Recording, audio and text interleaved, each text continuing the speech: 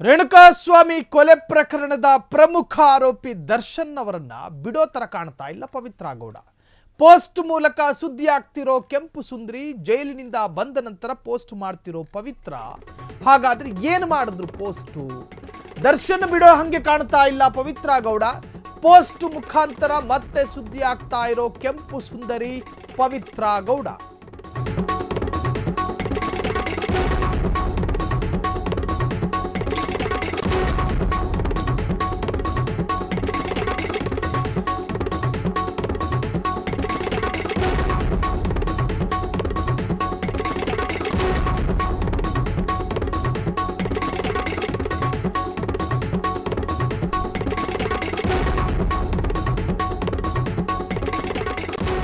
ಪವಿತ್ರ ಗೌಡರ ಸಹವಾಸ ಬಿಡಬೇಕು, ದರ್ಶನ್ ನೆಟ್ಟಗಾಗ್ತಾರೆ ಅಂತ ಕೆಲ ಅಭಿಮಾನಿಗಳು ಸಲಹೆ ಕೊಟ್ಟರು.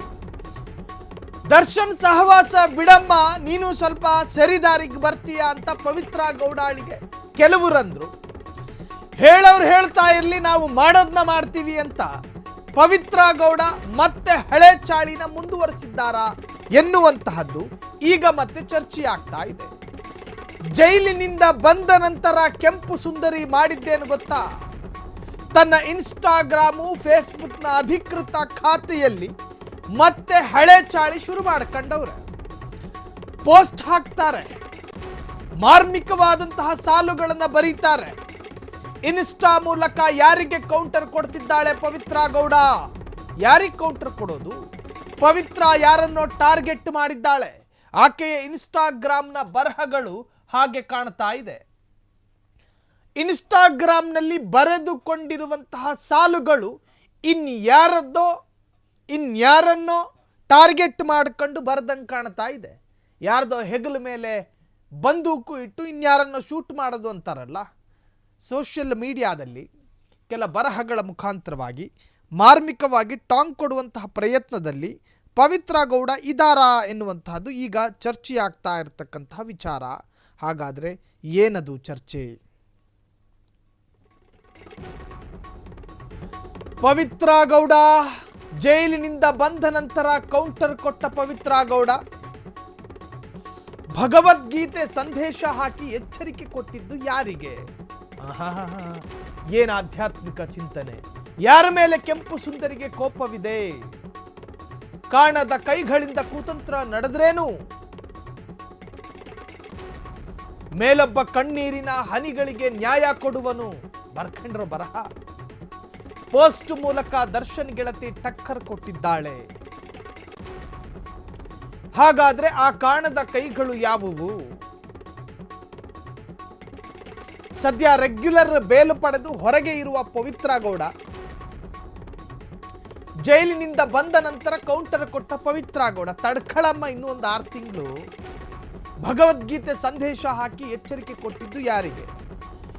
ಪವಿತ್ರ ಗೌಡ ಜೈಲು ಸೇರಿದ್ದು ಚಿತ್ರದುರ್ಗದ ಸಣಕಲು ಹೊಡೆಯೋದು ಬೇಡ, ಮುಟ್ಟಿದ್ರು ಬಿದ್ದು ಹೋಗುವಂತಹ ದೇಹ ಇದ್ದ ರೇಣುಕಾಸ್ವಾಮಿಯ ಕೊಲೆ ಪ್ರಕರಣದಲ್ಲಿ A1 ಆರೋಪಿಯಾಗಿದ್ರು. ಯಾರು? ಪವಿತ್ರ ಗೌಡ. ಎಳಕಣ್ ಜೈಲಿಗೆ ಹಾಕಿದ್ರು. ಅದಾದ ನಂತರ ರೆಗ್ಯುಲರ್ ಬೇಲ್ ಮೂಲಕ ಈಗ ಹೊರಗಿದ್ದಾರೆ. ಒಂದು ತಿಳ್ಕೊಳ್ಳಿ, ನಿಮ್ಮ ಕೊಲೆ ಪ್ರಕರಣದ ತೀರ್ಪು ಇನ್ನೂ ಹೊರಬಂದಿಲ್ಲ. ಕೊಲೆ ಪ್ರಕರಣದ ಅಂತಿಮ ವಿಚಾರಣೆಯೂ ಕೂಡ ನಡೀಲಿಕ್ಕಿದೆ. ಯಾವಾಗ ಒಳಗೆ ಹೋಗ್ತೀರಿ ಅನ್ನುವಂತಹ ಯಾವಾಗ ಬೇಕಾದರೂ ಹೋಗ್ಬೋದು, ಹೇಳೋದಕ್ಕೆ ಸಾಧ್ಯ ಇಲ್ಲ. ಹಂಗಿರುವಾಗ ಇನ್ಸ್ಟಾಗ್ರಾಮ್ನಲ್ಲಿ ಭಗವದ್ಗೀತೆಯ ಸಾಲು ಹಾಕಿ ಇನ್ಯಾರಿಗೋ ಟಾರ್ಗೆಟ್ ಮಾಡಿಕೊಂಡು ಇನ್ಯಾರನ್ನೋ ಕಾಲೆಳೆಯೋ ಕೆಲಸ ನಿಮಗೆ ಹಾಕಬೇಕು? ನೀವೇನು ದೊಡ್ಡ ಸಾಧನೆ ಮಾಡೇನು ಜೈಲಿಗೆ ಹೋಗಿ ಬಂದಿದ್ದಲ್ಲ. ನೀವೇನು ಫ್ರೀಡಮ್ ಪಾರ್ಕ್ ಎದುರುಗಡೆ ಕನ್ನಡದ ಪರ ಹೋರಾಟ ಮಾಡ್ಕೊಂಡು ಜೈಲಿಗೆ ಹೋಗಿ ಬಂದಿದ್ದ ಅಲ್ಲ. ನಮ್ಮ ಕರ್ನಾಟಕದ ಭೂಮಿಯನ್ನು ಮಹಾರಾಷ್ಟ್ರದವರು ಕದ್ದೊಯ್ತಿದ್ದಾರೆ, ಅವರ ವಿರುದ್ಧ ಹೋರಾಟ ಮಾಡಿ ಜೈಲಿಗೆ ಹೋಗಿ ಬಂದಿದ್ದ ಅಲ್ಲ. ಯಾಕೆ ಹೋಗಿ ಬಂದಿದ್ದು? ಯಾರನ್ನೋ ಕೊಲೆ ಮಾಡಿ ಹೋಗಿ ಬಂದಿದ್ದು. ಅದರ ಆರೋಪ ನಿಮ್ಮ ಮೇಲಿತ್ತು. ಈಗ ನೀವಿರೋದು ದೋಷ ಮುಕ್ತರಾಗಲ್ಲ. ನೀವ್ಯಾರೂ ಆ ಪ್ರಕರಣದಿಂದ ಖುಲಾಸೆ ಆಗಿಲ್ಲ. ನಿಮ್ಮನ್ನು ರೆಗ್ಯುಲರ್ ಬೇಲ್ ಎನ್ನುವಂತಹ ಕಾನೂನಿನ ಚೌಕಟ್ಟಿನಲ್ಲಿ ನಿಮಗೆ ಬದುಕುವ ಹಕ್ಕಿದೆ ಎನ್ನುವಂತಹ ಕಾರಣಕ್ಕೋಸ್ಕರ ಘನ ನ್ಯಾಯಾಲಯ, ಗೌರವಾನ್ವಿತ ಪೀಠ ನಿಮಗೆ ಕೊಟ್ಟಂತಹ ಜಾಮೀನು ಅಷ್ಟೇ. ಮತ್ತೆ ನಿಮ್ಮ ಮೇಕಪ್ ಹಾಕ್ಕೊಂಡು ಇನ್ಸ್ಟಾಗ್ರಾಮ್ ಖಾತೆಗಳಲ್ಲಿ ನಿಮ್ಮ ಫೋಟೋಗಳನ್ನು ಹಾಕ್ಕೊಂಡು ಭಗವದ್ಗೀತೆ ಸಾಲುಗಳನ್ನು ಬರ್ಕೊಂಡು ಭಗವದ್ಗೀತೆ ಸಾಲುಗಳನ್ನು ಬರೀಲಿ, ಅದು ಪ್ರಶ್ನೆ. ಆದರೆ ಯಾರನ್ನ ಟಾರ್ಗೆಟ್ ಮಾಡ್ತಿದ್ದೀರಿ? ಏನೋ ರಾಜ್ಯದಲ್ಲಿ ಘನಂದಾರಿ ಕೆಲಸ ಮಾಡಿಬಿಟ್ಟು ಜೈಲಿಗೆ ಹೋಗಿ ಬಂದರೆ ಏನೋ ಹೇಳ್ಬೋದಾಗಿತ್ತಪ್ಪ. ಆದರೆ ನಿಮ್ಮ ಮೇಲಿರ್ತಕ್ಕಂಥ ಆರೋಪ ಕೊಲೆ ಆರೋಪ. ಕೊಲೆ ಮಾಡ್ಕೊಂಡು ಹೋಗಿದ್ರಿ ನೀವು ಜೈಲಿಗೆ. ಕೊಲೆ ಮಾಡಿದ ಆರೋಪವನ್ನು ಇಟ್ಕೊಂಡು ಜಾಮೀನ್ ಮೇಲೆ ಹೊರಬಂದಾಗ ಇನ್ಸ್ಟಾಗ್ರಾಮ್ನಲ್ಲಿ ಕೌಂಟ್ರ್ ಕೊಡ್ಕತ್ತೀರಿ. ಏನು ಇವರು ಆಧುನಿಕ ರವಿ ಬೆಳಗೆರೆ, ಆಧುನಿಕ ಲಂಕೇಶು